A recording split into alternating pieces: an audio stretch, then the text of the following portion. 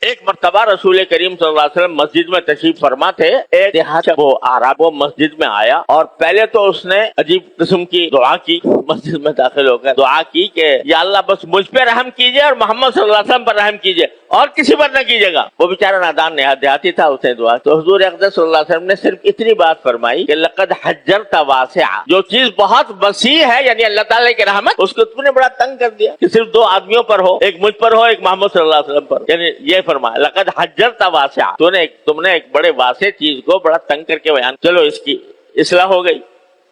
اب تھوڑی دیر گزری تھی, مسجد میں پیشاب کر دیا. مسجد نبوی میں حضور اقدس صلی اللہ علیہ وسلم کی موجودگی میں, صحابہ کرام کی موجودگی میں پیشاب کر دیا. اب صحابہ کرام بڑے پریشان ہوئے اور دوڑے اس کی طرف لپکے کہ اس کو روکیں اور اس کو کچھ برا بھلا کہنے کا ارادہ کیا. سرکار دو عالم صلی اللہ علیہ وسلم فرمایا نہیں کرنے دو, کہیں ایسا نہ ہو اس کا پیشاب بند ہو جائے. لا تظلموا, ایسا نہ کرو کہ اس کا پیشاب بند ہو جائے. اور ایسا کرنا جب یہ کر چکے تو فرش کے اوپر پانی بہا کر اس کو صاف کر دینا. اور یہ فرمایا کہ بعثتم مبشرین ولم تبعثوا بل بعثتم میسرین ولم تبعثوا معسرین. اے امت محمد صلی اللہ علیہ وسلم, تمہیں آسانی پیدا کرنے والا بنا کر بھیجا گیا ہے, لوگوں کو مشکل پیدا کرنے کے لیے بھیجا نہیں گیا. یہ بیچارہ کسی عناد کی وجہ سے پیشاب نہیں کر رہا تھا کہ اس کو مسجد سے کوئی عناد تھا, دشمنی, نادانی میں کر لیا. دیہاتی آدمی ہے, اس کو ابھی تعلیم و تربیت کی ضرورت ہے, تو وہ ڈانٹ پھٹکار کا مستحق نہیں ہے بلکہ سمجھانے کا مستحق. تو آپ اندازہ کیجئے آج کوئی شخص یہ حرکت کر لے, کوئی کتنا ہی گمار ہو اور مسجد میں آ کے پیشاب کر, کیا کریں گے لوگ؟ اس کے تو تکا بوٹی کرنے کے لیے تیار ہو جائیں گے کہ یہ ایسی حرکت کر رہا ہے مسجد کے اندر. لیکن سرکار دو عالم صلی اللہ علیہ وسلم کو دیکھو کہ آپ نے فرمایا کہ نہیں, ڈانٹو نہیں کیونکہ نادانی میں کر گیا, اور محبت سے پیار سے سمجھا دو. یہ ہے سنت نبی کریم صلی اللہ علیہ وسلم. مسجدوں میں ہم دیکھتے ہیں ذرا کسی نے کچھ تھوڑا بہت ایسا گڑبڑ کر دی, وہ ڈانٹ شروع ہو گئی, پھٹکار شروع ہو گئی, سارے لوگ اس کو ملامت شروع کر دی اور اس کی بے عزتی ہو گئی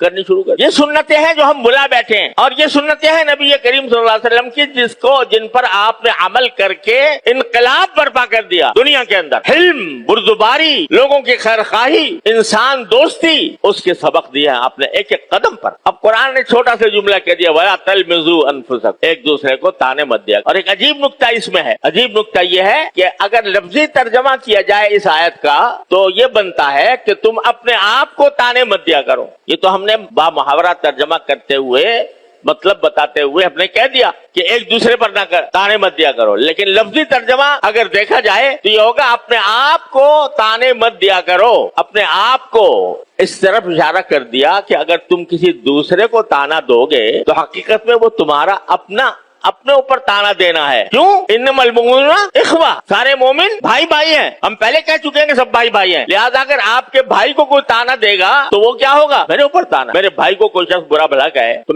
میرے دل میں کیا جذبہ پیدا ہوگا؟ یہ مجھے ہی کہہ رہا ہے درخت. تو اگر تم دوسرے کو تانا دے رہے ہو تو حقیقت میں وہ تانا تمہارے اوپر آئے گا, اور اس کا ایک نتیجہ یہ بھی ہوگا کہ تم نے اس کو تانا دیا وہ تمہیں دے گا. تو اگر یہ تانوں کا سلسلہ بڑھتا چلا جائے, تم نے ایک کو تانا دیا وہ تمہیں 10 تانے دے گا, حقیقت میں وہ نتیجہ پھر کیا بنے گا کہ تم نے جو تانا دیا وہ اپنے آپ کو, ایک تو اس وجہ سے کہ بھائی کو تانا دینا اپنے آپ کو تانا دینا ہے, اور ایک اس وجہ سے کہ جس کو تانا دیا ہے وہ جب تمہیں جواب میں تانا دے گا تو تم سبب بن گئے خود اپنے اوپر تانا دینا. یہ ایسا ہی ہے جیسے دوسری جگہ قرآن کریم میں فرمایا وَلَا تَقْتُلُوا أَنفُسَكُمْ, اپنے آپ کو قتل مت کیا کرو. اس کے معنی ایک تو خودکشی کی طرف بعض لوگوں نے اس کے معنی لیا کہ خودکشی نہ کیا کرو, لیکن بہت سے مفسرین نے یہ فرمایا کہ لا تقتلوا انفسکم کے معنی یہ ہے کسی بھی انسان کو قتل نہ کرو. کیوں؟ اس لیے کہ کسی بھی اپنے بھائی کو قتل کرنا ایسا ہی جیسے اپنے اوپر اپنا قتل, اور اگر تم دوسرے کو قتل کرو گے تو دوسرا تمہیں قتل کرے گا. اور شریعت کا قانون بھی قصاص ہے کہ اگر تم نے کسی دوسرے کو قتل کیا تمہیں بھی قتل کیا جائے. تو اب کسی کو دوسرے کو قتل کرنا ایسا ہی ہے جیسے کہ مجھے اپنے کو قتل کرنا. ایسے تلمزوا انفسکم کہ دوسرے کو تانا دینا